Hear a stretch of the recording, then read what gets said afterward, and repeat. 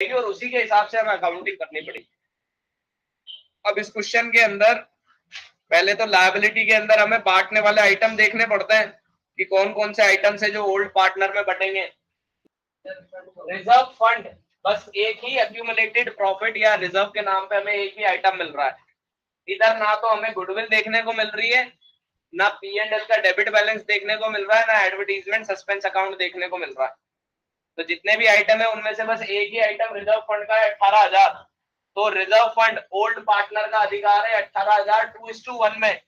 तो 3 की टेबल में 18 कितनी बार आता है? 6। तो 6 दूनी 12 और 6 एकम 6। तो 12,000 और 6,000 में ये 18,000 डिवाइड होना है। ये बात यही क्लियर हो गई। जेड आ गया है पार्टनरशिप में। 40,000 रुपया तो कैपिटल में लग आया है और 1/4 शेयर प्रॉफिट का ले रहा है। न्यू पार्टनर के PSR का कौन सा केस है? उत्तर जी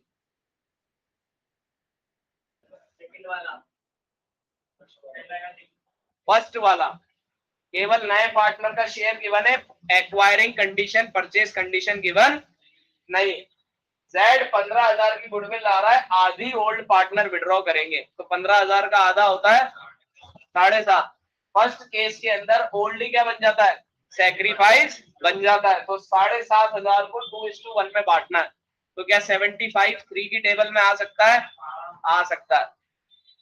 3 2 6 और 3 5 15। तो 25 2 5,000 और 25 1 25। तो 7,500 5,000 और 2,500 में बटेंगे। ये बात भी क्लियर हो गई है।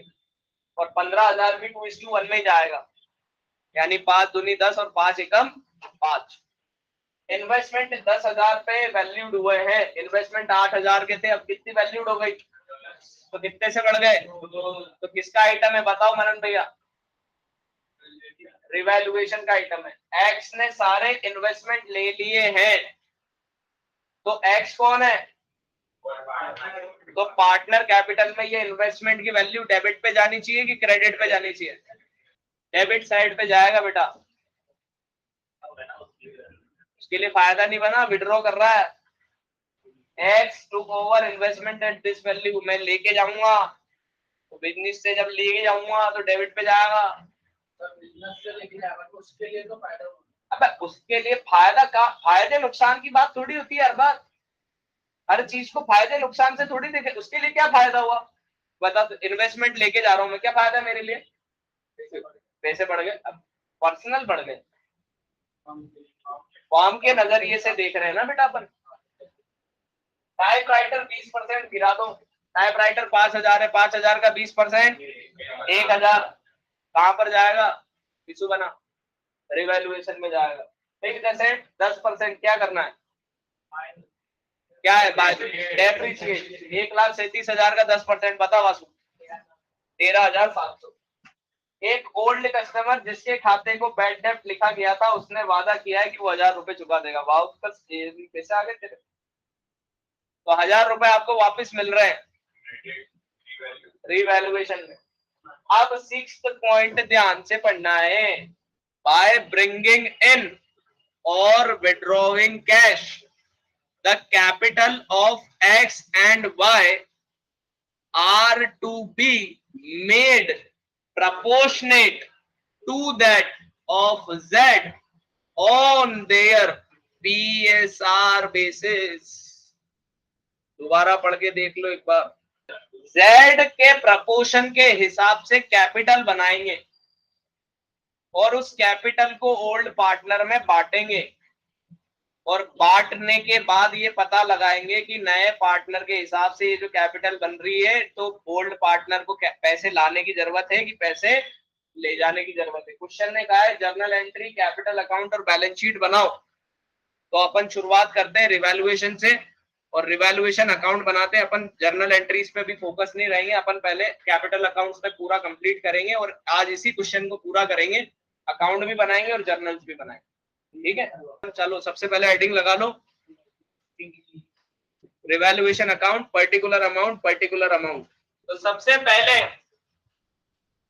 रिवैल्यूएशन का आइटम है हमारे पास ये तीसरे नंबर से। इन्वेस्टमेंट की वैल्यू 10,000 हो गई, तो 2,000 रुपए किधर दिखाएंगे? क्रेडिट साइड पे। 8,000 से कितनी हो गई है? 10,000। तो 2,000 क्रेडिट साइड पे दिखाओ बाय इन्वेस्टमेंट। रिवैल्यूएशन अकाउंट में क्रेडिट साइड पे दिखाओ 10,000 रुपए ऐसे by revaluation by investment. By increase in investment नहीं, बाय इन्वेस्टमेंट काफी है। अब इन्वेस्टमेंट जो है वो वाई एक्स ने ले लिए, तो इसका जिक्र रिवैल्यूएशन में नहीं होगा, इसका जिक्र तो कहाँ होगा? पार्टनर कैपिटल अकाउंट में होगा। टाइप राइटर को 20% कम कर दो, नुकसान हो रहा है। डेबिट साइड पे दिखा दो to type writer.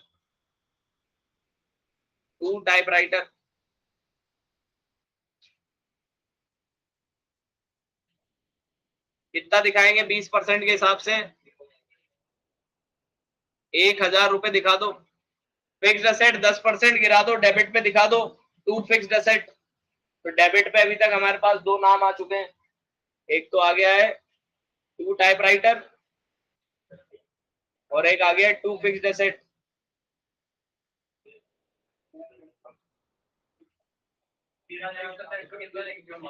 Fixed asset में 13,700, 10% होता है 1,37,000 का।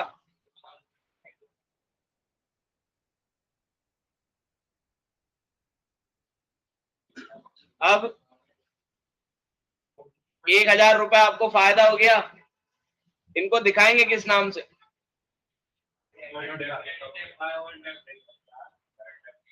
Bye depth recovered, bye outstanding, bad डेप्ट रिकवर्ड, बैड डेप्ट डेटर के नाम से दिखाएंगे। Very good. तो लिखाओ बाय डेटर 1,000 रुपए। इन्वेस्टमेंट में 2,000 आएंगे। हाँ, इन्वेस्टमेंट में 2,000 आएंगे। तो हमारे पास रिवैल्यूएशन में डेबिट साइड पे तो आया टू टाइप राइटर, कितना? टाइप राइटर तो आया 1,000 रुपए। फिर हमने दिखाया टू फिक्स्ड एसेट 13,700।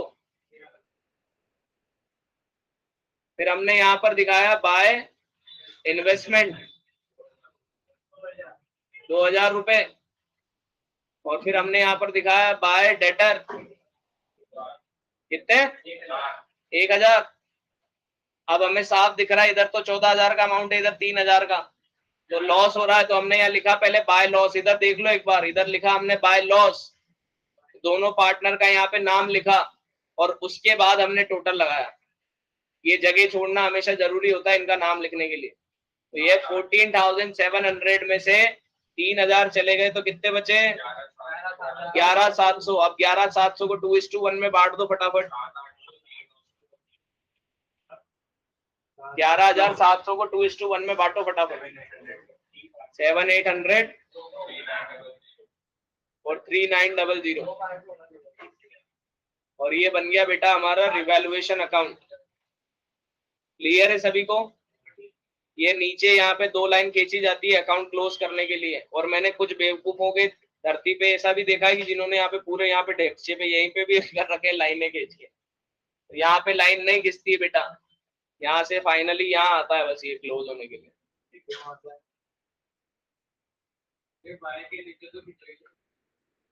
हाँ, यहाँ जरूर आएगी, अमाउंट के यहाँ पर आएगी बस ये। तो ये हो गया हमारा रिवैल्यूएशन अकाउंट, ये हो गई हमारी डेबिट साइड और ये हो गई हमारी क्रेडिट साइड।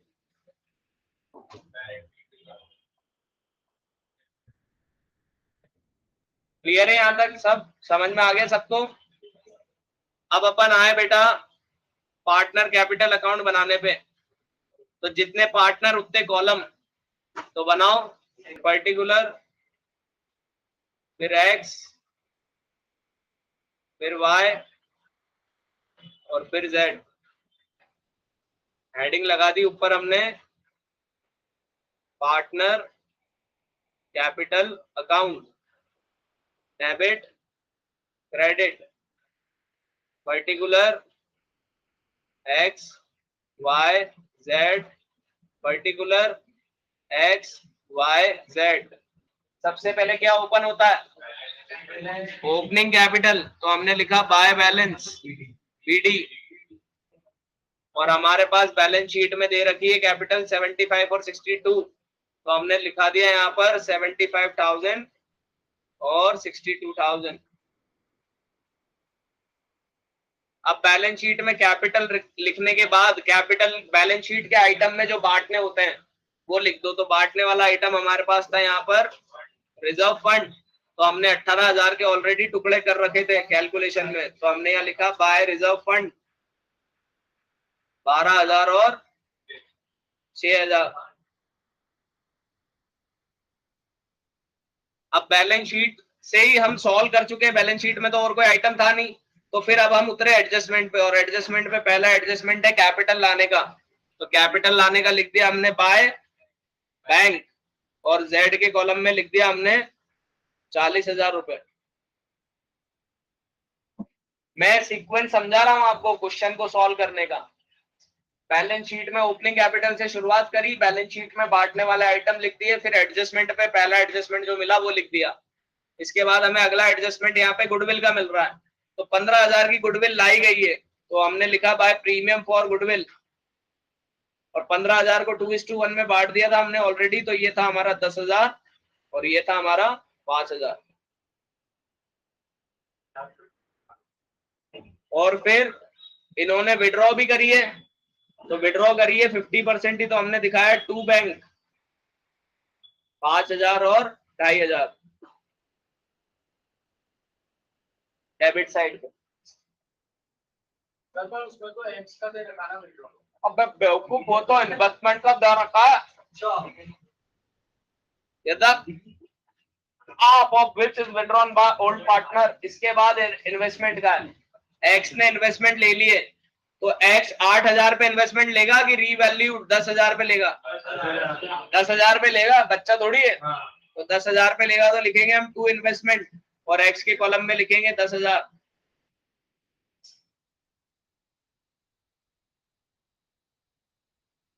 अब फिर हमने फाइनली रजिस्टर में किसका सॉल्यूशन बनाया था? रिवैल्यूएशन का। प्रॉफिट हुआ था कि लॉस? किधर दिखाएं? तो डेबिट पे दिखाया टू रिवैल्यूएशन, कितना आया था? 7,800 3,900। तो हमारे पास सारे आइटम तैयार हो चुके हैं। कैपिटल एडजस्टमेंट निकालने के लिए हमें सबसे पहले इसको बैलेंस करना पड़ेगा, तो इसका टोटल निकालो और बैलेंस निकाल के लिखो।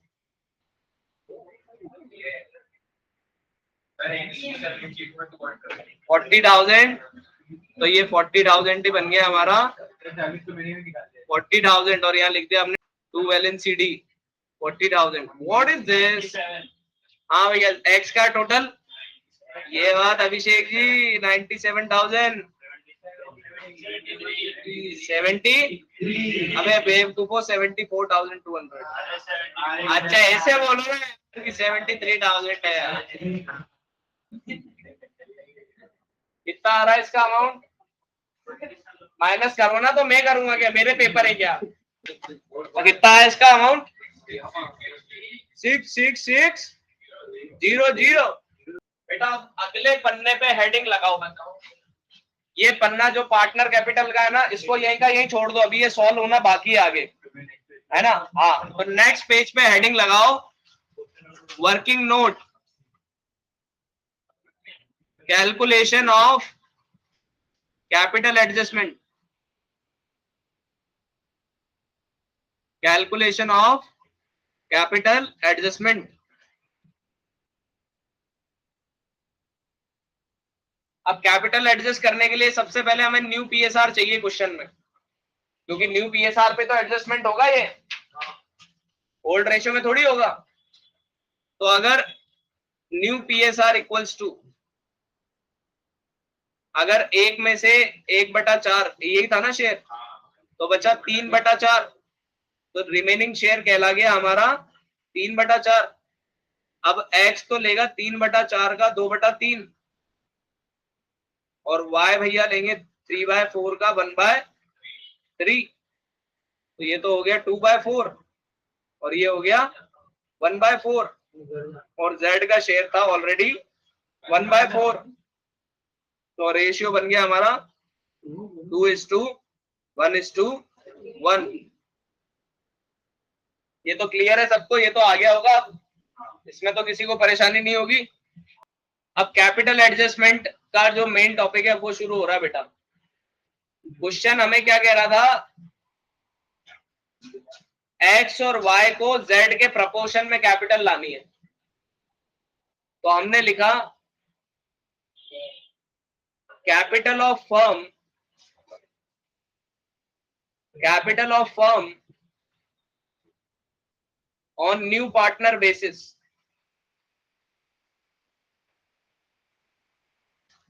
तो नया पार्टनर कैपिटल ला रहा है 40,000 और 40,000 ला रहा है 1/4 के लिए, तो 4/1 कितना होगा? 1,60,000। अबे अभी तो तेने तो बोला 1,60,000। अगर नया पार्टनर 1/4 के लिए 40,000 ला रहा है तो एक कितना होगा? तो रेसिप्रोकेट कर दूं। अगर 1/4 40,000 है तो टोटल 4 कितना होगा? 1,60,000 होगा। यानी 1,60,000 का 1/4 तो कितना होता है? 40,000 होता है। यानी अगर नया पार्टनर 40,000 ला रहा है तो वो ये सोच के ला रहा है कि फॉर्म की कैपिटल कितनी होनी चाहिए? 1,60। तो अब इस 1,60 को एक्स और वाई में बांट दो। तो 1,60,000 में एक्स का शेयर तो कितना है? 2/4 और वाई का शेयर है 1,60,000 में न्यू रेशियो के हिसाब से 1/4। कितना? 80। तो सी लस्सी 80,000 और ये हो गई 40,000। यानी कि हमें ये जो दो अमाउंट है ये क्लोजिंग कैपिटल बनानी है। ये क्या बनानी है हमें? Closing capital. बात समझ में आई बेटा? अब हमारी क्लोजिंग कैपिटल तो निकल के क्या आई थी? 74,000 और 6,600। हाँ 66,600। तो सबसे पहले तो हमने इसको रीओपन कर दिया और हमने यहाँ लिख दिया बाय बैलेंस बीडी। यहाँ तो लिख दिया 74,200, यहाँ लिख दिया 66,600 और यहाँ लिख दिया 40,000 रुपीज।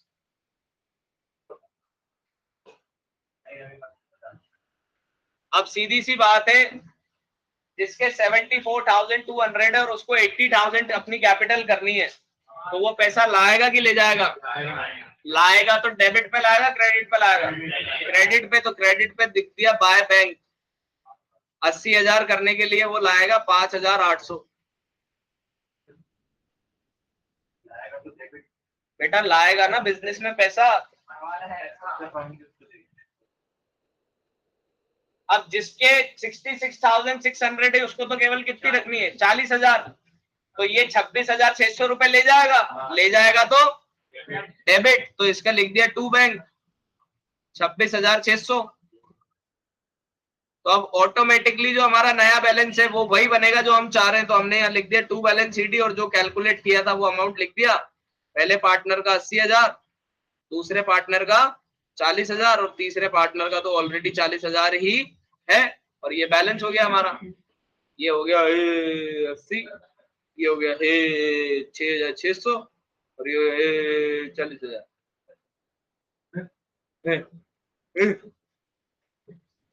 ये हो गया 80। ये कहां से आ रहा? 6,600 और ये हो गया 40,000।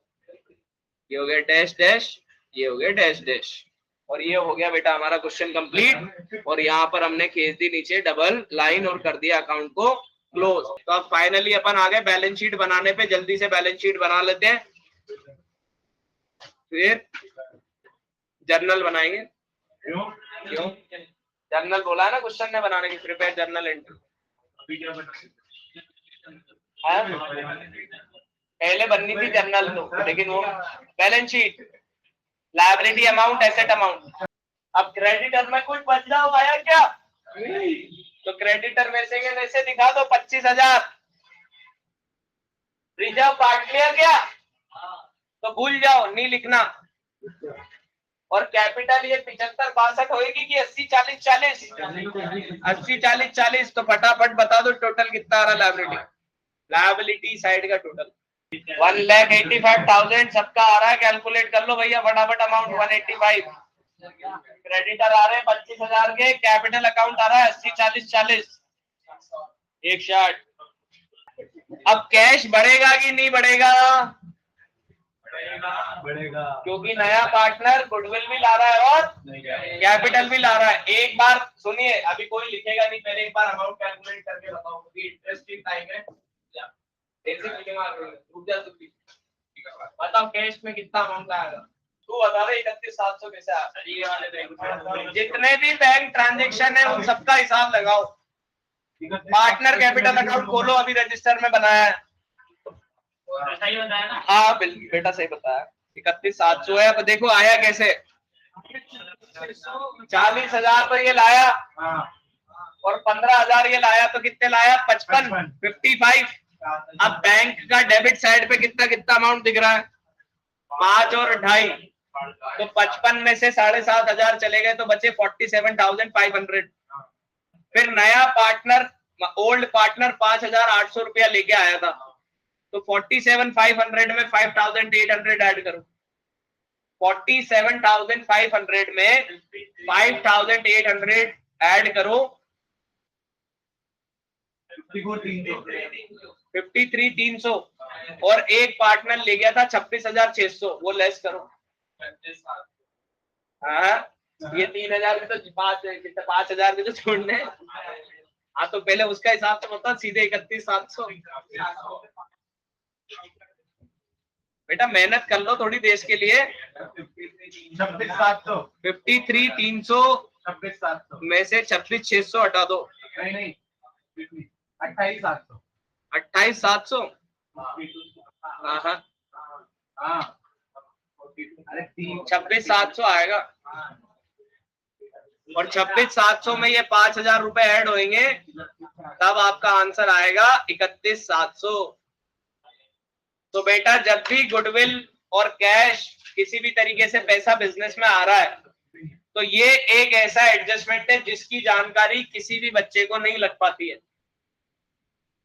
बात समझ रहे हो? तो जब जब बैंक अकाउंट डेबिट पे दिख रहा है तो हमें उसको करना है माइनस, और जब जब बैंक अकाउंट क्रेडिट पे दिख रहा है तब तक उसे करना है प्लस, और फिर इसके साथ एडजस्ट करके हमें आंसर बनाना पड़ेगा। तो कैश एट बैंक दिखाओ 31,700। समझ में आया कैसे आया? पार्टनर कैपिटल में जहां जहां डेबिट के आइटम थे उनका टोटल कर लिया, जो जो क्रेडिट के आइटम था उनका टोटल कर लिया, दोनों को माइनस कर लिया, हमारे पास आया आंसर 26,700। 26,700 में 5,000 कैश ऐड कर दिया, 31,700 का हमारा कैश एट बैंक आ गया। तो कैश एट बैंक 31,700। डेटर पे कुछ है ही नहीं चीज की है।